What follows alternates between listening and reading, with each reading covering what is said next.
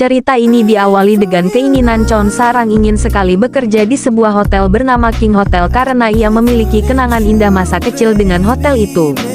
Sayangnya Chon Sarang hanya memiliki ijazah lulusan D2 sementara kualifikasi untuk mendaftar di King Hotel minimal harus sarjana.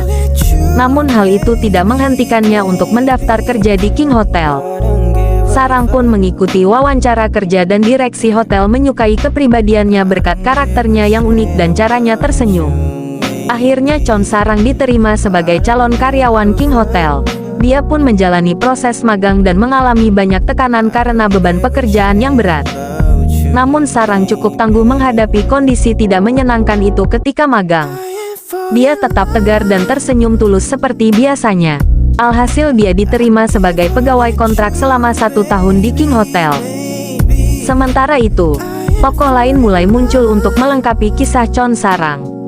Dia adalah Gu Won, seorang anak sekaligus calon pewaris dari keluarga kaya raya yang memiliki perusahaan bernama King Group. Ia nampak keren, karena datang dengan menggunakan helikopter. Meskipun pada awalnya Gu Won tidak tertarik dalam perlombaan menjadi pewaris. Namun pada akhirnya dia memutuskan ikut terlibat karena hubungannya dengan kakaknya tidak terlihat baik. Gu Won berusaha membuktikan diri dengan menuruti permintaan ayahnya agar menjadi karyawan magang di kantor King Group. Namun dia tidak bisa bertahan karena banyak mendapat tekanan dari para senior di King Group. Kemudian dia berusaha mencari teman setia yang bisa dijadikan sebagai asisten pribadinya. Gu Won akhirnya merekrut teman seangkatannya yang dahulu sama-sama ditindas oleh senior di King Group bersama dirinya. Cerita berlanjut menggambarkan pertemuan pertama kali Gu Won dengan Chon Sarang di King Hotel. Saat itu mereka bertemu ketika Gu Won menjadi tamu hotel. Namun pertemuan itu bukanlah pertemuan yang menyenangkan di antara keduanya. Gu Won dan Sarang banyak mengalami kesalahpahaman. Setelah pertemuan di tahun 2015 itu, Gu Won dan Sarang melanjutkan hidup mereka masing-masing.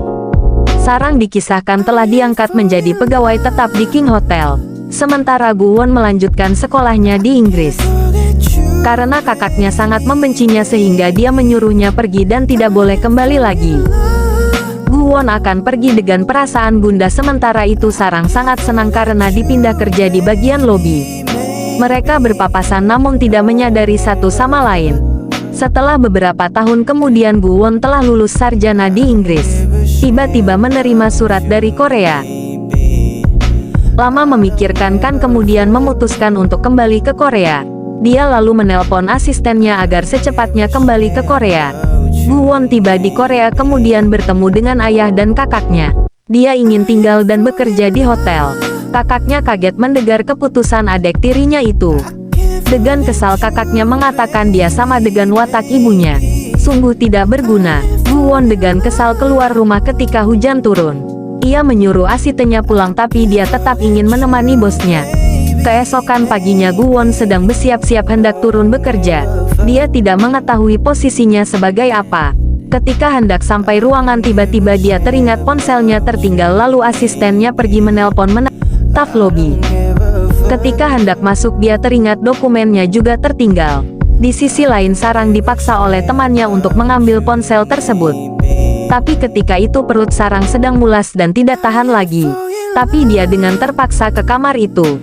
Setelah masuk dan mengambil ponsel tersebut perut Sarang semakin sakit dan tidak tahan. Lalu masuk ke dalam toilet. Sarang kagum melihat toilet yang begitu megah dan mempunyai remote control. Saat Sarang sedang asik memainkan remote control toilet tiba-tiba Gu Won masuk ke kamar. Karena mendengar suara, ia curiga, ada orang lain di toilet kamarnya. Ketika Gu Won masuk dan Sarang juga telah menyadari ada orang mendekat. Mereka pun sama-sama kaget.